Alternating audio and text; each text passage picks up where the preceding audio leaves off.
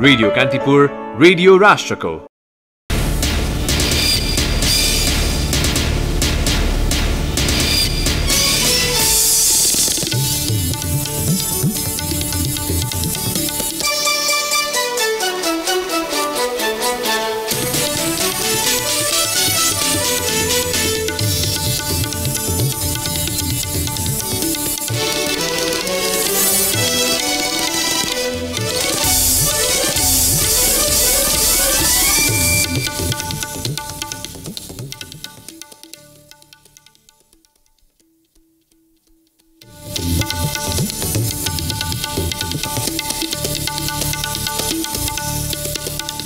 त्रिभुवन विश्वविद्यालयमा चरम अनियमितता सेटिङ मिलाएर उत्तर पुस्तिका नै साटफेर। नेपालमा अझै 9 लाखको हाराहारीमा नागरिकता विहीन रहेको महिला कानून र विकास मञ्चको दाबी। अंगीकृत नागरिकताको माग गर्दै गृहमा करिब 200 निवेदन। जन्मदर्ताको आधार समेत नभएपछि कैयौं बालबालिका पढ्नबाटै वञ्चित। समयमै राजस्व बाँडफाँड नगर्ने प्रदेश 3 का 17 स्थानीय तहको 3 अर्ब अनुदान रोक्का 2 न्यायाधीशको राजीनामा र 1 बर्खास्त भएपछि गोर्खा ब्रुअरीको प्रारम्भिक अन्तशुल्क सम्बन्धी विवादित रिट उच्च अदालत पोखराद्वारा खारेज। अमेरिका र चीन बीचको व्यापार तनावका कारण निर्यातमा कमी आएको प्रति अर्थविदहरू चिन्तित। र 13औं दक्षिण एसियाली खेलकुद साग अन्तर्गत बक्सिङमा नेपालका 9 खेलाडी फाइनलमा। खेल आज र भोलि हुने। नमस्कार, कान्तिपुर डायरीका साथमा साथी केसु र म इन्द्रलक्ष्मी। समाचार अब विस्तारमा। जन्मदर्ता नभएर फारम भर्न नपाएपछि उनले गत वर्ष माध्यमिक शिक्षा परीक्षा एसई दिन पाएनन्। बाबुआमा दुवैको नागरिकता नभएकाले उनको जन्मदर्ता नभएको हो। उनले भने स्कुल पढ्नै पाइन, अब मैले न जागिर खान पाउँछु न कमाउन विदेश जान पाउँछु। यही कुराले म सधैँ तनावमा हुन्छु। जन्मिनु मेरो दोष हो र। यसै वर्ष एसई दिनुपर्ने उनकी बहिनीलाई समेत जन्मदर्ताले सताएको छ। उनीहरूका 40 वर्षीय बाबु शिवराम परियार नागरिकताका लागि ललितपुर जिल्ला प्रशासन कार्यालय धाएको 2 वर्षभन्दा बढी भइसक्यो, तर नागरिकता हात परेको छैन। शिवराम जन्मेको 2 वर्षमै बाबु बिते। आमाले शिवरामलाई माइती लगेर हुर्काइन्। आमा पनि बितिन्। छोराछोरीको जन्मदर्ता प्रमाणपत्र बनाउन नागरिकता चाहिने भएपछि शिवराम आफन्त खोज्दै हिँडे। स्वयम्भूमा ठुलाबाका छोरा कान्छा परियार भेटिए। नागरिकता बनाउनका लागि सहयोग मागे, तर उनले आज भोलि भन्दै टारिदिए। शिवराम प्रमुख जिल्ला अधिकारी कहाँ पुगे। प्रमुख जिल्ला अधिकारीले ओडामा 7 जनाको नागरिकताको फोटोकपी सहित ओडाध्यक्षको सिफारिस ल्याउन भने। सिफारिस सहित सरजमिन मुचुल्का लिएर गए। प्रमुख जिल्ला अधिकारीले प्रहरीको मुचुल्का खोजे। जाउला खेल प्रहरीबाट त्यो पनि तयार गराए। प्रमुख जिल्ला अधिकारीले फेरि प्रहरीको गोप्य सरजमिन माग्यो, त्यो पनि पेश गरे, तर नागरिकताको प्रमाणपत्र हात परेको छैन। शिवरामले आफ्ना बाबुले हनुमान ढोकामा जागिर खाएको कागजात प्रमाण स्वरूप बुझाउन खोज्दा पनि प्रमुख जिल्ला अधिकारीले मानेका छैनन्। उनले भने सिडिओ साहब ठुलो बाबुको छोरा कान्छा परियारलाई ल्याएपछि मात्रै पाउँछौ भन्नुहुन्छ। सरजमिन शनाखत त गरिदिएका छैनन्, कसरी ल्याउनु उनलाई। शिवरामकी पत्नी कल्पना परियारले पनि नागरिकता पाएकी छैनन्। कल्पनाको माइतीतर्फ बाबुआमाको नागरिकता छ, तर बुबा आमाको नामबाट नागरिकता बनाएर छोराछोरीको जन्मदर्ता गर्ने योजना पनि सफल भएन। शिवरामको जस्तै पीडा छ नुवाकोट विद्युत नगरपालिका 5 का 40 वर्षका जोनी ज्याकेको। उनका बाबु भारतीय नागरिक हुन्। आमा नुवाकोटकै तामाङ परिवारकी। बाबु यही बस्दै 17 वर्ष अघि बिते। जोनी यही हुर्के पढे बढे। 23 वर्षदेखि नागरिकता पाउन उनले लडिरहेका छन्। महिला कानून र विकास मञ्चले शिवराम र जोनी जस्ता 9 लाख मानिस नागरिकता विहीन रहेको दाबी गरेको छ। अंगीकृत नागरिकताको माग गर्दै निवेदन दिएका करिब 200 जना रहेका छन्। त्यसको समाधान कसरी गर्ने गृह मन्त्रालयले निकास दिन सकेको छैन। नागरिकता सम्बन्धी विधेयक प्रतिनिधि सभाको राज्य व्यवस्था तथा सुशासन समितिमा विचाराधीन छ। विधेयकमाथि पटक पटक छलफल भए पनि सहमति जुटेको छैन। उनीहरू जन्मदर्ता बनाउन, सरकारी जागिर खान, सवारी चालक अनुमति पत्र पाउन र सिंहदरबार छिर्न समेत वञ्चित छन्। त्रिभुवन विश्वविद्यालयका लेखा अधिकृत कमल प्रसाद दाहालको कार्यकक्षको घरमा 4 महिना अघि 3वटा उत्तर पुस्तिका भेटिए। बल्खु स्थित परीक्षा नियन्त्रण कार्यालयका लेखा अधिकृत दाहालले कार्यकक्ष साटफेर हुँदा आफ्नो टेबलको घरमा भएको सामान बिर्सिएका रहेछन्। उनको ठाउँमा बस्ने नयाँ कर्मचारीले घरमा खोल्दा उत्तर पुस्तिका भेटिएपछि त्यहाँ खैला बैला मचियो। परीक्षा नियन्त्रकले लेखाका कर्मचारीको घरमा उत्तर पुस्तिका भेटिएको खबर पाए। लगतै छानबिन सुरु भयो। सूचना थाहा पाएपछि अख्तियार दुरुपयोग अनुसन्धान आयोगको टोलीले उत्तर पुस्तिका बरामद गर्यो अनि दाहाललाई पक्राउ पनि गरियो। लेखा प्रमुखको घरमा एकाएक उत्तर पुस्तिका कसरी भेटियो त? अख्तियार स्रोतले भन्यो, हामीले यही बिन्दुबाट अनुसन्धान सुरु गरेका थियौं। केही कर्मचारीले पैसा लिएर फेल हुने विद्यार्थीको उत्तर पुस्तिका फेरबदल गरिदिएको भेटिएपछि 4 जना विरुद्ध भ्रष्टाचार मुद्दा दर्ता गरेका छौं। उदयपुरको त्रियुगा जनता बहुमुखी क्याम्पसमा अध्ययनरत जानुका आले मगरले गत वर्ष 7औं पटक बीएडको जाँच दिएकी थिइन्। हरेक पटक फेल हुने उनले यसपालि पाठ्यक्रम विषयमा 41 अङ्क ल्याएर बल्ल तल्ल पास गरिन्। अध्ययनमा ज्यादै कमजोर उनी पास हुँदा साथीहरू समेत चकित भएका थिए। बरुवा क्याम्पस गाईघाटमा अध्ययनरत हिरा कटुवालको पनि सेन्टर त्रियुगा जनता बहुमुखी क्याम्पसमा परेको थियो। बीबीएस तहमा अध्ययनरत उनको क्षमता औसत रहेको जानकारीहरू बताउँछन्। 2 विषयमा भने उनले फर्स्ट डिभिजन भेट्ने गरी अङ्क ल्याइन्। बल्कुका लेखा अधिकृत दाहालको घरमा भेटिएका 3 कापी यी 2 विद्यार्थीको भएको खुल्यो। ब्याक पेपर दिने अन्तिम मौका भएकाले जानुकालाई जसरी पनि पास गर्नु थियो अनि हिरा कटुवाल राम्रो अङ्क ल्याएर पास हुन चाहन्थिन्। अख्तियारको आयोग पत्रमा भनिएको छ, दुवैले मिलोमतोमा उत्तर पुस्तिका साटफेर गरी घरमै लेखेको कापी फेर बदल गरिएको समेत खुल्यो। विशेष अदालतमा दायर अभियोग पत्र अनुसार त्रियुगा बहुमुखी क्याम्पसमा कार्यरत तेजबहादुर चौधरीले सेटिङ मिलाएर उत्तर पुस्तिका साटफेर गरेका थिए। अरू जस्तै ती दुवै विद्यार्थीले परीक्षा केन्द्रमै बसेर जाँच दिएका रहेछन्। आफ्नो क्षमता अनुसार उत्तर लेखेर दुवैले कापी बुझाए। त्यसपछि तेजनारायण चौधरीले कापीको सिलबन्दी पोको बनाएर विराटनगर हुँदै काठमाडौँ पठाए। चौधरीले परीक्षा भएको केही दिनपछि आले मगर र कटुवाललाई उदयपुरकै कुनै गोप्य ठाउँमा बोलाएर फेरि उत्तर लेख्न लगाएछन्। क्याम्पसमै रहने खाली उत्तर पुस्तिकाको भित्री पानामा उनीहरूले उत्तर लेखेको भेटियो। दुवै विद्यार्थीले लेखेका 3 विषयका फर्जी उत्तर पुस्तिका बोकेर चौधरी काठमाडौँ आए। काठमाडौँ आएका चौधरीले बल्खु पुगेर लेखा अधिकृत कमल प्रसाद दाहाललाई भेटेर परीक्षापछि लेख्न लगाइएका उत्तर पुस्तिका उनको हातमा थमाइदिए। दाहालले परीक्षाको गोप्य शाखामा पुगेर जानुका र हिराका उत्तर पुस्तिका पत्ता लगाए। ती उत्तर पुस्तिकाको बाहिरी पाना निकालेर नक्कली उत्तर पुस्तिकामा लगाए अनि परीक्षा केन्द्रमा लेखिएको भित्री भाग झिकेर आफ्नो घरमा राखे। त्रिभुवन विश्वविद्यालयको जाँच दिनेलाई थाहै हुनुपर्छ कि उत्तर पुस्तिकाको पहिलो पानामा विद्यार्थीको कोड र अन्य विवरण मात्र हुन्छ, उत्तर दोस्रो पानादेखि मात्र लेखिन्छ।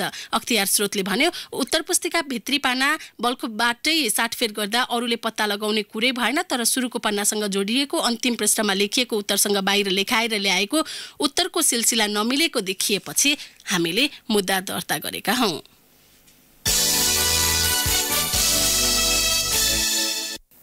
समयमै राजस्व बाँडफाँड नगर्ने स्थानीय तहलाई प्रदेश सरकारले दिने अनुदान रोक्का गरेको छ। आर्थिक वर्ष 2075-76मा आफ्नो तहमा संकलन भएको राजस्वको रकम प्रदेश सञ्चित कोषमा जम्मा नगर्ने स्थानीय तह विरुद्ध प्रदेश सरकार कठोर रूपमा प्रस्तुत भएको हो।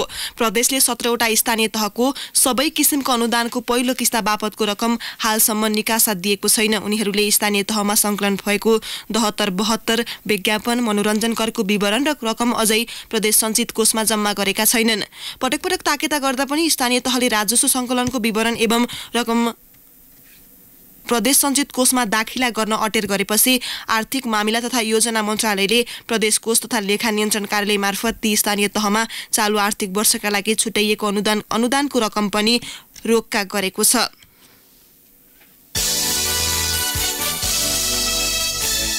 दुई न्यायाधीशको राजीनामा र एकको बर्खास्त समेत हुन पुगेको गोर्खा ब्रुअरीको प्रारम्भिक अन्तशुल्क सम्बन्धी विवादित रिट निवेदन उच्च अदालत पोखराले खारेज गरिदिएको छ। ब्रुअरीको कर सम्बन्धी मुद्दाबारे क्षेत्राधिकार मिचेर सुनवाई गरेको आरोप लागेपछि उच्च अदालत पोखराको न्यायाधीश नरबहादुर शाहीलाई न्याय परिषदले गत कार्तिक 1मा सेवाबाट बर्खास्तको सिफारिस गरेको थियो। सोही मुद्दामा उच्च अदालत पोखराका न्यायाधीश द्वय रामचन्द्र यादव र जीवनहरि अधिकारीले पदबाट राजीनामा दिएका थिए। ब्रुअरीको कर सम्बन्धी मुद्दामा क्षेत्राधिकार मिचेको भन्दै तीनैजना न्यायाधीशमाथि छानबिन गर्न सर्वोच्च अदालतले आदेश दिँदै न्यायाधीश सपना प्रधान मल्लको एक सदस्यीय छानबिन टोली गठन गरेको थियो। छानबिन टोली गठन हुनासाथ यादव र अधिकारीले राजीनामा दिएका हुन्। आन्तरिक राजस्व कार्यालय भरतपुरले गत जेठ 7मा गोर्खा ब्रुअरीलाई 87 करोड 90 लाख रुपैयाँ प्रारम्भिक अन्तशुल्क निर्धारण गरेको थियो। सो निर्धारणमा चित्त नबुझे 15 दिनभित्र निवेदन दिन पनि राजस्वले भनेको थियो। कान्तिपुर डायरीमा अब ब्रेकको पालो। कान्तिपुर डायरीमा अब बाँकी प्रसङ्ग। कङ्ग्रेस सभापति शेरबहादुर देउवाले निर्वाचित भएको 2 महिनाभित्र गठन गर्नुपर्ने केन्द्रीय विभाग कार्यकाल सकिन 3 महिना बाँकी छँदा गठन गर्ने तयारी गर्नुभएको छ। देउवाले मङ्सिर 26 गतेको केन्द्रीय कार्यसमिति बैठक अघि नै केन्द्रीय विभाग गठन समितिहरूलाई पूर्णता र भ्रातृ संस्थाहरूको अधिवेशन टुङ्गो लगाउन लाग्नु भएको हो। देउवाको 4 वर्ष कार्यकाल फागुन मसान्तबाट सकिँदैछ। वरिष्ठ नेता रामचन्द्र पौडेल र पूर्व महामन्त्री कृष्ण प्रसाद सिटौलाले भने 14औं महाधिवेशनको तयारी गर्नुपर्ने बेला विभाग गठनतिर लागेको भन्दै असन्तुष्टि जनाएका छन्। उनीहरूलाई मनाउन देउवाले उपसभापति विमलेन्द्र निधिलाई खटाउनु भएको छ। निधिले अस्ति पौडेल निवास बोहराटारमै पुगेर देउवाको प्रस्ताव सुनाइसक्नु भएको छ। देउवाले संगठन, विदेश, जनसम्पर्क र प्रचार विभाग सहित बहुमत आफूले राखेर अन्य विभाग पौडेललाई दिने प्रस्ताव पठाउनु भएको छ। त्यस्तै नेवी संघ र तरुण दलमा सभापति सहित बहुमत सदस्य लिने उहाँको प्रस्ताव थियो। संघमा सभापति सहित पदाधिकारीमा 3 महामन्त्री राख्ने र तीमध्ये संस्थापन पौडेल र सिटौला पक्षले एक महामन्त्री लिने बारे समेत छलफल भएको थियो। निधिले विभाग, नेवी संघ र तरुण दलमा राख्ने व्यक्तिहरूको नामावली समेत पौडेलसँग माग गर्नु भएको थियो। सीमा समस्या समाधानका लागि पूर्व प्रधानमन्त्री माधव नेपाललाई विशेष दूत बनाएर पठाउने तयारी भए पनि भारतीय पक्षले सकारात्मक सन्देश नदिएपछि नेपाल सरकारले सचिव स्तरीय संयन्त्रलाई नै प्राथमिकता दिने भएको छ। नेपाल सरकारले संयन्त्रको बैठक यही डिसेम्बर महिनामा गर्न प्रस्ताव गरेको छ, तर बैठकको मिति र स्थानबारे भारतले केही जवाफ दिएको छैन। यो विषयमा अब प्रधानमन्त्रीकै तहबाट जानकारी लिने तयारी रहेको स्रोतले जनाएको छ। चक्रपथ विस्तारको जिम्मेवारी पाएको चीन सरकारले कलङ्की चाबहिल खण्डमा पर्ने भौतिक संरचना नहटाएसम्म सडक विस्तार ढिला हुने बताएको छ। यो खण्डमा 30-40 वटा स्थायी घर तत्काल हटाउनु पर्ने अवस्था छ। यसबारे चीन सरकारले भौतिक पूर्वाधार तथा यातायात मन्त्रालयलाई जानकारी गराइसकेको छ। भौतिक पूर्वाधार तथा यातायात मन्त्रालयका एक उच्च अधिकारीले भन्नुभयो, पहिलो खण्ड कोटेश्वर कलङ्की खण्ड विस्तार गर्न करिब 4 वर्ष लाग्यो। अस्थायी संरचना नहट्दा 8 महिनामा सकिने काम 4 वर्ष लाग्छ। त्यसकारण चीनको पहिलो शर्त सबै संरचना हटाउनु पर्नेछ। रुख काट्ने, सडक क्षेत्र अतिक्रमण गरी बनेका घर टहरा र बिजुलीका पोल हटाउने काम सकिने बित्तिकै चीन सरकारले सडक निर्माण अघि बढाउने चक्रपथ विस्तार आयोजनाका प्रमुख अमृतमणि रिमालले जानकारी दिनुभयो। नारायणगोपाल चोक दायाँ बायाँ तत्काल करिब 40 घर हटाउन चीनले नेपाल सरकार समक्ष आग्रह गरेको उहाँले बताउनुभयो। साँझ पर्नासाथ वीर अस्पतालको ओपीडी भवनको भर्याङ छेउमा 2 वटा बोरा र एउटा जेब्रा झोला भित्रिन्छ। सोही सामानको वरिपरि हुन्छन् 70 वर्षीय वृद्धासहित 5 जनाको परिवार।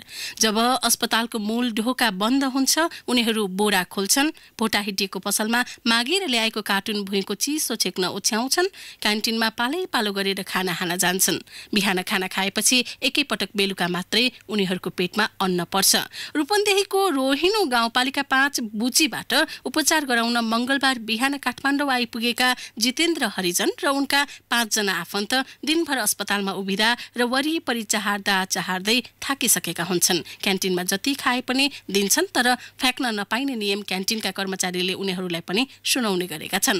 खाना खान्छन् अनि अस्पतालको सूचना डेस्क सँगैको भर्याङ छेउको चिसो भुइँमा पल्टिन्छन्। उनीहरूले यसरी चिसो भुइँमा बिताएको 6 दिन बितिसक्यो। जितेन्द्रले बुटवलको क्रिम्सन अस्पतालमा जाँच गराउँदा पेटमा पानी जमेको देखाएपछि काठमाडौँको ठूलो अस्पतालमा जान सिफारिस गरियो। खेती गर्ने हरिजनको परिवारलाई काठमाडौँको यात्रा टाढाको थियो, किनभने उनीहरूसँग काठमाडौँ आउने खर्च पनि थिएन। उपचार गर्ने खर्च त परको कुरा।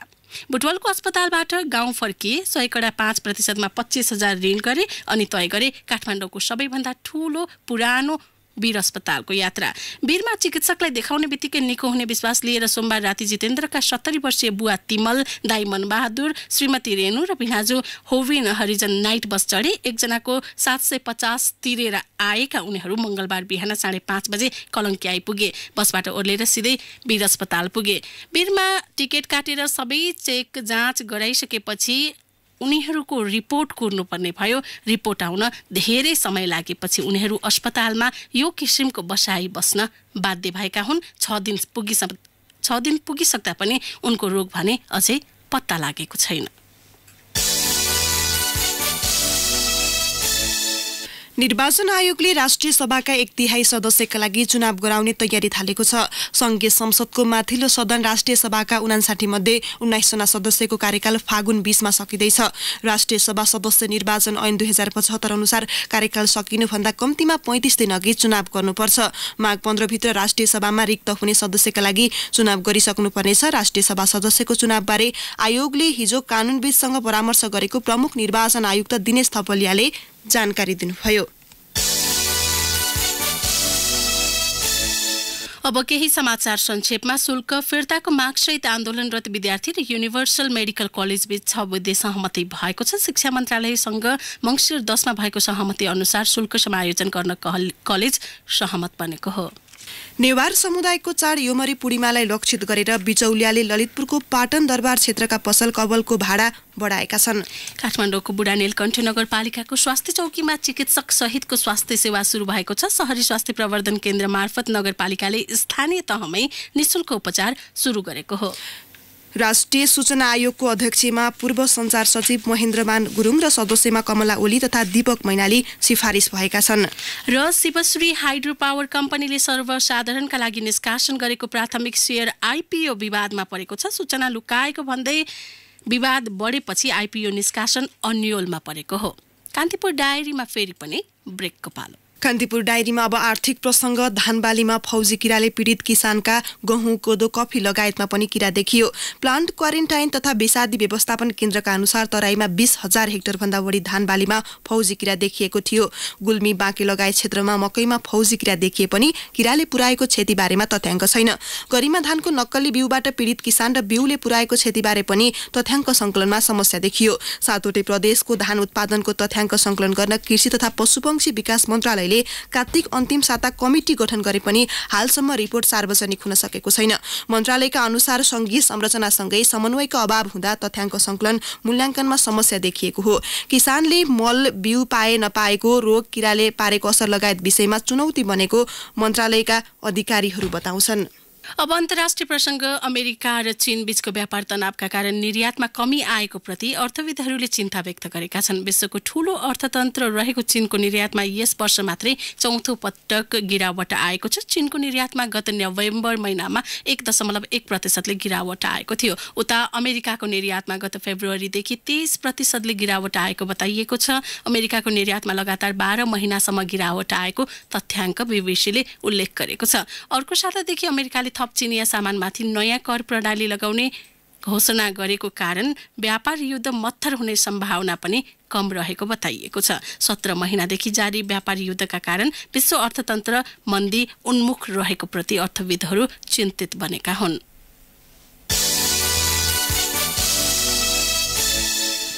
अब खेल प्रसङ्ग। 13औं दक्षिण एसियाली खेलकुद साग अन्तर्गत बक्सिङको तेस्रो दिन हिजो थप 2 नेपाली खेलाडीले फाइनलमा स्थान बनाएका छन्। कुल 16का लागि भएको प्रतिस्पर्धामा नेपालका 9 खेलाडीले फाइनल खेल्नेछन्। फाइनल खेल आज र भोलि हुनेछ। सातो बाटो स्थित कराते हलमा जारी प्रतियोगितामा हिजो महिला 51 केजी मुनि माला राईले श्रीलङ्काकी कोसाला निल्मिनीलाई पराजित गरी कम्तीमा रजत पदक पक्का गरिन्। मालाले 16का लागि भारतकी पिङ्की रानीसँग प्रतिस्पर्धा गर्नेछिन्। सेमिफाइनलमा पिङ्कीले पाकिस्तानकी अजिज राजिया बानोलाई अङ्कका आधारमा हराइन्। पुरुष 60 केजी मुनि नेपालका सनिल शाहीले श्रीलङ्काका जीवान्था निसाङ्कालाई अङ्ककै आधारमा हराउँदै फाइनलमा भारतका वीरेन्द्र सिंहसँगको भेट पक्का गरे। सेमिफाइनलमा वीरेन्द्रले बङ्गलादेशका सुराकृष्ण चाकामालाई अङ्कका आधारमा हराएका हुन्। पुरुष लाइट हेभीवेट 81 केजी मुनिमा नेपालका गणेश प्रधानले भारतका सचिन कुमारलाई आरएससीका आधारमा हराए फाइनलमा स्थान बनाए। उनले 16का लागि श्रीलङ्काका रुमेश सन्दकेलुमुनसँग खेल्नेछन्। रुमेशले सेमिफाइनलमा पाकिस्तानका अबाइस अली खानलाई अङ्कका आधारमा ढाले। यसबाहेक हिजो पुरुष 49 केजी, 56 केजी, 75 केजी र 91 केजी तौलको फाइनल आज यसलाई फेरि सुन्नुहोस्। यसबाहेक आज पुरुष 49 केजी, 56 केजी, 75 केजी र 91 केजी तौलको फाइनल खेल हुनेछ। बाँकी 8 स्पर्धाको फाइनल 13औं साको अन्तिम दिन भोलि हुनेछ।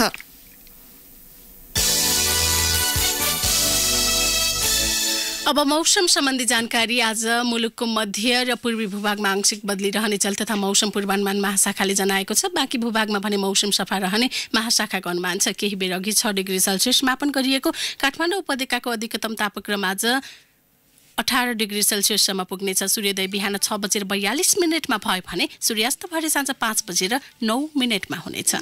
हौस्तै नै प्रसङ्गसँगै कान्तिपुर डायरीको यो बुलेटिन यही सकिन्छ। साथी केसु र महेन्द्र लक्ष्मी बिदा हुन्छौँ। नमस्कार। सूचना र मनोरञ्जनको संवाहक रेडियो राष्ट्रको रेडियो कान्तिपुर।